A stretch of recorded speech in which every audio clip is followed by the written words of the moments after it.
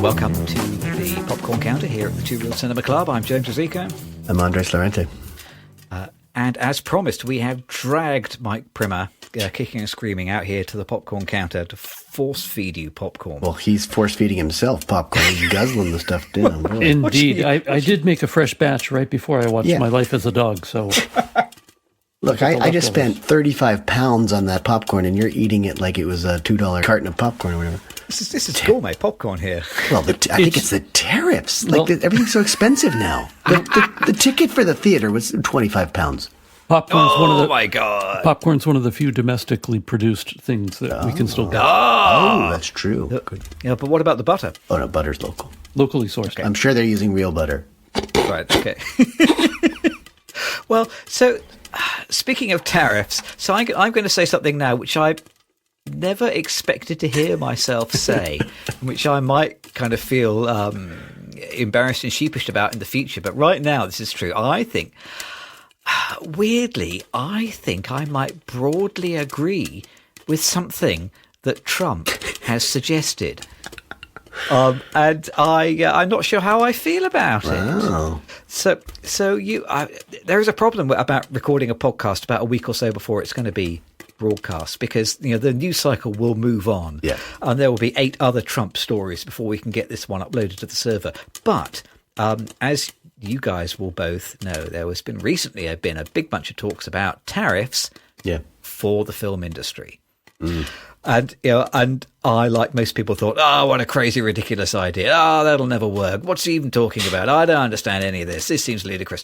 But then I read on Deadline, so you can go onto the internet and you can read Jon Voight's kind of proposal document for his plan to save the US film industry. I think he is largely, or he and his group are largely the originators of this notion for how to financially help the US film industry. And although the press has gone with the headline of tariffs on films, in fact, you read Jon Voight's documents, and I think there's a lot of quite sensible stuff. And I was a bit surprised to read stuff that I was broadly in agreement with. Shall I tell you what it is that Voight has proposed? Sure. Does that mean we can continue eating popcorn? You've paid so much for it. I think it's you've spent this month's house payment on popcorn, so I feel terrible making you throw it away. So his suggestion is to create basically a federal tax credit for American films. So to instead of taxing foreign films, the idea is that there will be a tax credit for American films, and this is broadly the same system that lots of other governments around the world use to help film financing. So it does feel like a lot of the reason that films get made is through a complicated system of tax arrangements, and the way that financing is constructed so that you can get some crew from this country and some people involved in the production from that country, and that way you can take advantage of tax credits in a number of different locations, and you can somehow build your financing out of some seed money and some tax credits. And the notion in Voight's plan is that basically, so long as 75% of the physical production on the post happen in the USA, then you will get a tax credit. But also you need to pass an American cultural test. And that is based on, there's a British cultural test that the UK government applies to films made in the UK. And you score points. And if you score enough points, then you get to have the tax credit. So a federal tax credit for American films, changed the accounting rules so that you can carry back losses for 5 years. So the idea is that if you've invested in a film, then up to 5 years in the past, if you have invested and lost your money, then you can claim back your losses. So you're extending the amount of time that you can claim your losses back for. And this is applicable not just to the producers of films, but also to the exhibitors of films. So they're saying that exhibitors who want to invest in building cinemas should be able to carry back their losses and offset it against tax. And then kind of the tariff side of this is that if you have a film that could have been made in the US but wasn't, then you will be charged a tariff of 120% of the foreign tax incentive that you were given to make your film elsewhere. So this only applies to American co-productions, and it applies to the American portion of co-productions. So largely it's about giving people money to make films rather than taking money away from people who have made films. And I think it all seems fairly sensible. I'll quickly tell you about the scoring. So for the UK scorecard, for the UK cultural test, basically you can score a maximum of 35 points. Sounds like one of the quiz episodes that we do. You can score 35 points, and you get points awarded basically if the film is set in the UK, you get some points. If the lead characters are British, you get some points. If it's a UK subject matter, you get some points. If it's dialogue in English, you get some points. If you can demonstrate British creativity, whatever that means, you get some points. You can, if at least 50% of post-production happens in the UK, you get some points. And then you also get a point for a British director, a point for a British screenwriter, a point for a British producer, composer, lead actors, the rest of the cast, and key staff like sound design, production design, hair and makeup. If people in those jobs are British, you get points. If the majority of your crew are British, you get points. And you add up all these points, 35 is the maximum score, and that determines whether you qualify for a UK tax credit. Voight is suggesting that the US industry do the same thing for US productions. What do you think? Well, when it comes to this administration and their friends, I've come to the point where they're always right about everything all the time. And I'm just living here peacefully. I don't want to cause any problems. Because it's not authoritarian. It's not a dictatorship. Just nice people wanting to make America great again. So I'm going to keep my mouth I see you've got a new hat. I'm cynical about certain points. I guess I just always feel like, what are the real ulterior motives? Purity test sounds really weird to me. I agree. I'm very dubious of that. White, male, Christian, American. So I think that could very easily be interpreted for sort of advancing certain, white supremacist themes, or just like very keeping things very masculine, white, and Christian in this country. So I worry about that a lot. I'm glad they call it a purity test because that's perfect. That's perfect. If you're a white South African, come to the United States, you can live here, no problem.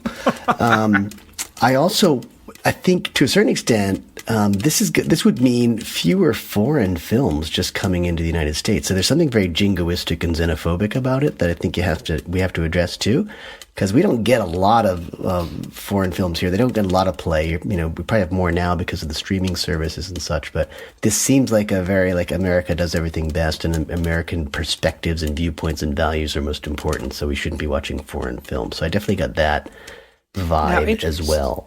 So, interestingly, that is not included in these proposals. So basically, they're only talking about American producers and trying to tell American producers, produce your American films in America rather than going to Romania or Bulgaria or somewhere else where it's cheaper.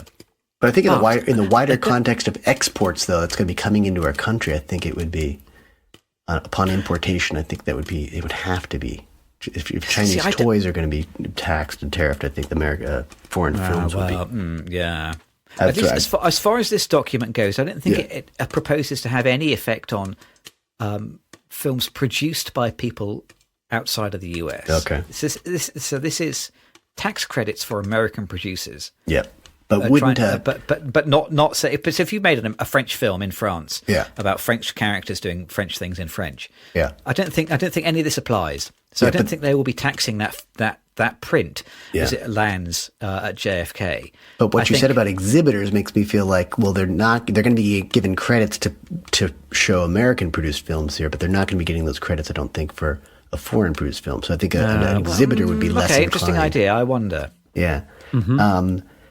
I think carryback losses. I was just going to say carryback losses sounds like a way to just get your accountant to finagle the numbers even more. I mean, that's just suspicious to me. So I can understand that, if your film doesn't make its money back in 5 or 10 years, maybe you could extend that timeline so that maybe you've got more time to make money on your crappy film. Honestly, a crappy film shouldn't make its money back, and I don't think it should be rewarded with some sort of tax credit. So I've got other things to say, but I've probably said too much already. I think that's ice knocking on my door. Yeah, I think that tax incentives are one thing, but the tariff idea, I don't see how that makes any sense to me. Yeah. Where is it that you're placing the charge, placing the fee, and then, as with all tariffs, we're going to see ultimately it'll come down to the consumer paying the price of that. Yeah.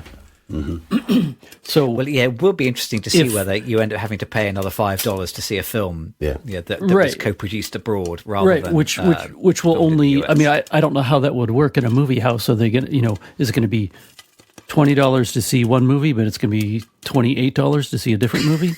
That doesn't. I can't imagine how that's going to work out. And then on top of that, any increase in the cost of tickets is going to crush the industry more because people aren't going to see the movies.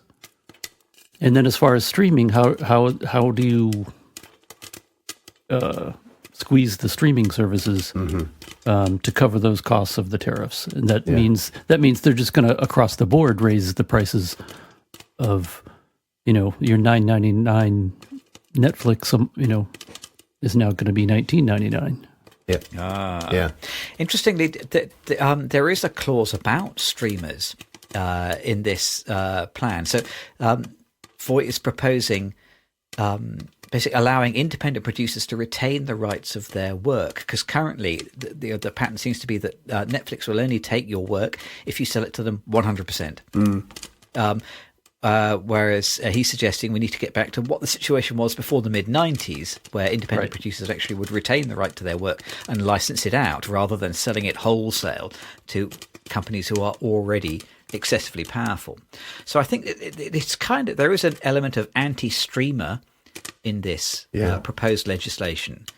And I think it's broadly written to favour filmmakers. There's another clause which I wanted to ask you about, Mike, which is he suggests tax credits for building and improving production facilities and studios and for training for jobs in the industry.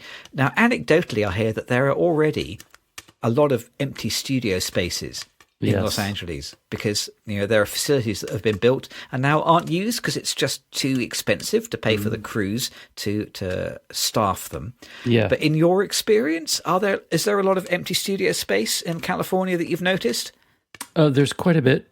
Yeah. I mean, I feel like that part of the proposal is a bit of lip service. I don't. And certainly in Atlanta, there's loads of places available.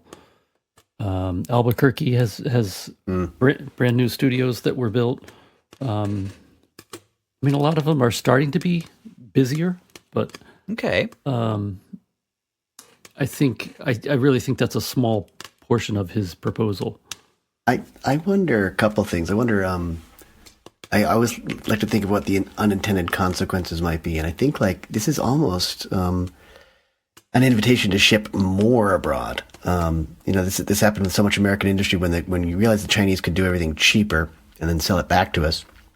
All of a sudden, everyone was shipping their factories to China and shipping workers or the work itself to China. I think you could see this. I could see the same thing happening. If you could make a film for a whole lot less money in another country, why not just do the whole thing there? And then if it's really a foreign film that's not going to be tariffed in the same way, you're going to make more money by paying almost nothing to make it in another country and then bring it back here, even if you have to pay tariffs or you're not getting tax credits. So I feel like there's definitely a loophole there to expose, and the unintended consequences could be that there's no American film industry anymore. You're telling them what to do. Well, they're going to ignore you and go do it somewhere else. So I think that's a possibility because that's definitely happened with so much American industry. Right, and that's also taking into consideration that they're assuming that we have the largest audience, which isn't necessarily true. So you're right. Yeah. So if you take that movie and make it elsewhere and exhibit it elsewhere, maybe the U.S. audience isn't what your main goal is. Yeah.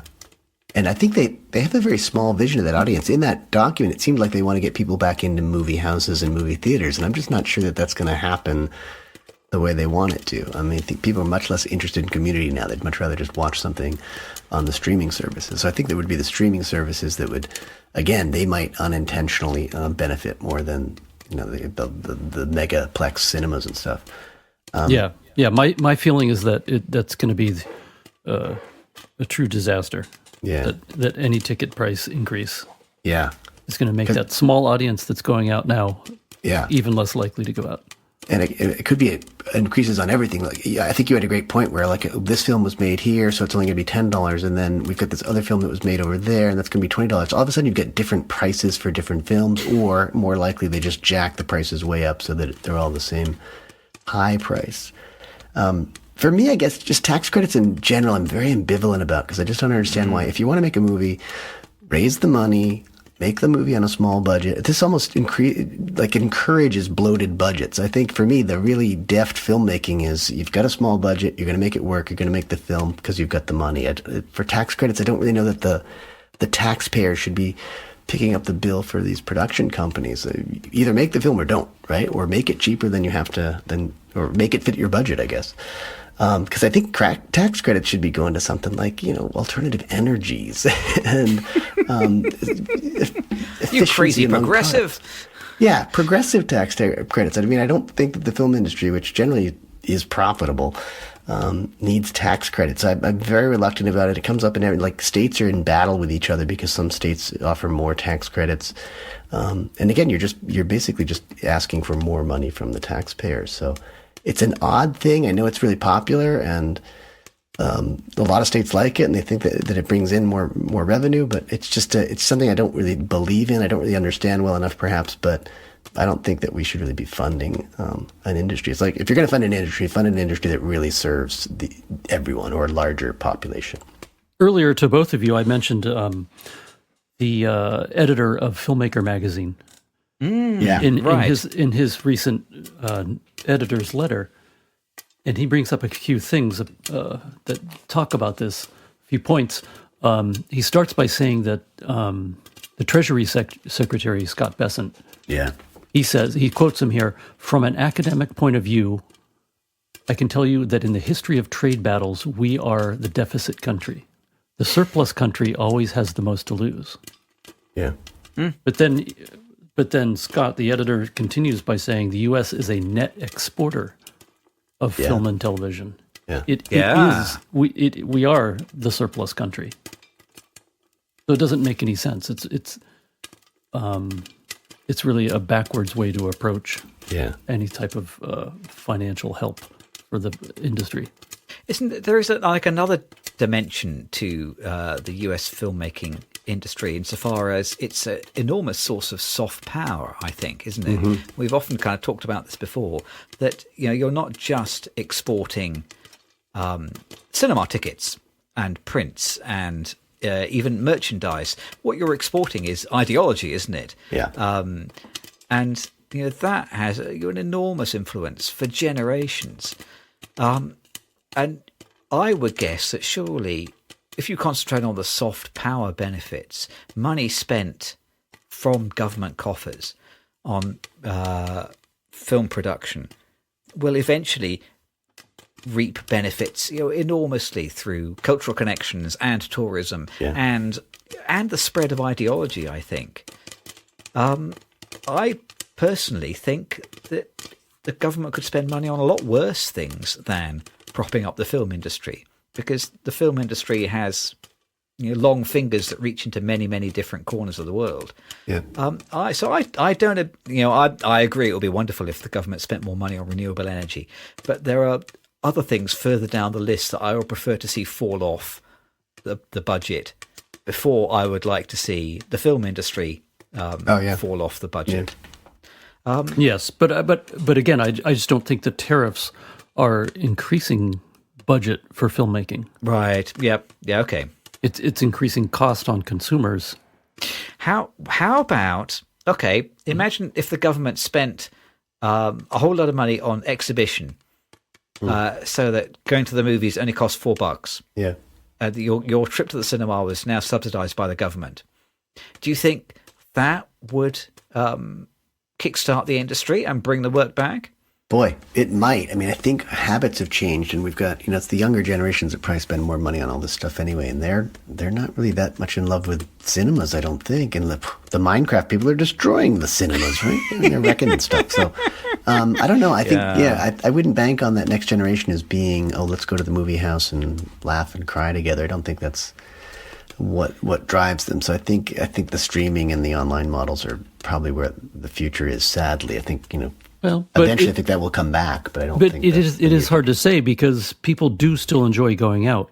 Yeah. So if going out is affordable, or even even cheaper than affordable, just if it were $4 or $5, people would go out just for the sake of going out, whether or not they're spending as much time. I mean, they might be playing video games on their phone while they're in the cinema, but they would go out. See that and enjoy it. I guess I also wouldn't dismiss the hidden agenda because it's considered a very liberal industry, Hollywood and filmmaking, and I just feel like they want their hands on that money to a certain extent, and they just want more conservative films being made to a certain extent, more American films. So I think and it's, very funny. We're laissez-faire guys. We don't want to tell businesses how to run themselves. Well, actually, you're not, and you're telling this industry probably make some good cowboy films that show family values and safe use of guns or whatever. I think that's there somewhere. I mean, there has been a bit of a movement to try and produce more conservative films, and those films have all absolutely bombed, haven't they? I just don't think there is an audience there for a very conservative cinema. Yeah, I hope not. Yeah, and I think Trump does have his favourites, doesn't he? So Jon Voight has his ear, and also Sylvester Stallone does, doesn't he? And is it Mel Gibson? I mean, there's a small number of people who are now Trump's buddies, and he will listen to them. Yes. Well, it's funny that you mentioned that he has his favorites because someone did some research and noted that Escape from Alcatraz was being broadcast on TV. Last weekend. Yeah. Just a few hours or maybe a day before he announced his grand plan of reopening Alcatraz. Mm-hmm. So, well, no one show Trump Oppenheimer, please. Yeah. What times? Well, so maybe I will have to remain a little bit agnostic about whether Jon Voight is going to save US cinema or not. I suppose more realistically, this will probably just pass very quickly out of the news cycle, won't it? That it will be taken over by stories about Pope, and then there will be some other kind of international disaster, and everyone will sort of forget about this, and maybe it won't really happen. Already, I think that at the time of recording, Chinese tariffs have fallen from 145% to 30%, but only for 90 days. Yeah. So by the time this gets broadcast, anything could be happening. Yep. So maybe I don't have very much faith that Jon Voight's plan to save US cinema will actually stick to the plan, or the plan will not be in tomorrow's recycling, or more likely tomorrow's landfill, won't it? Whether it makes a long-term difference, I don't know. But I am interested in the idea that there might be a role for government intervention in helping the film industry, because I think it's worth helping. Yeah. And if you do tell the film industry, well, if you want to succeed, then make commercial films that people want to go and see, then I can sympathise with that. But in that case, there will be some kinds of minority films that just won't get made. Yeah. Whereas, in countries like France, where they have a pretty, still have a relatively healthy film industry, and the government goes to fairly great lengths to make sure that the French film industry produces French films for French people. You can get great art that comes out of a system like that. Yeah. And I think all three of us at the Popcorn Counter agree that cinema can still produce great art. Mm-hmm. It is possible. Yeah. And I think you mentioned those countries, the UK included, Canada, there are film boards, right? The government is directly involved. Whereas I think here there's this hesitation to do anything directly with the government, making it too big or whatnot, or wasting taxpayer money. But there's also, so this would be a plan that sort of depends on a government rule or law to sort of force possibly the private industry to make changes and support them in that way. Whereas I think it just saves time and direction and money if you just do it. You're either going to do it or you don't. But I'm cynical. You know, there's just, especially with a certain president. Yeah. There's just graft everywhere, right? So I just feel like the ulterior motives, you've got to look at how a very select group of people is actually going to make more money off of something like this, as opposed to taxpayer money kind of directly going into just maintaining an industry and funding things directly. It's a more direct way. It's obviously not the way we do things in the States, but... And I would say that something like the Canadian Film Board its equivalent here would be like the NEA, the National Endowment of the Arts. And we see how disastrous that's going right now. Yeah, you're just going to cut it instead of actually using that as the arm to help the film industry. So what you're saying is maybe we should enjoy this popcorn because it might be the last box we can ever afford. I was just about to go buy another box, but I don't have the money. Maybe one of Trump's gold credit cards could help you out there, yeah. Oh, don't get me started. Oh, God, the Trump coin. No, sorry. Crypto corn is what we need. Crypto corn. Oh, my God. That's a business idea. Don't broadcast that part of the podcast because we're going to keep that idea for ourselves. We're going to be so rich. So rich that we goodbye film industry. We're not sponsored.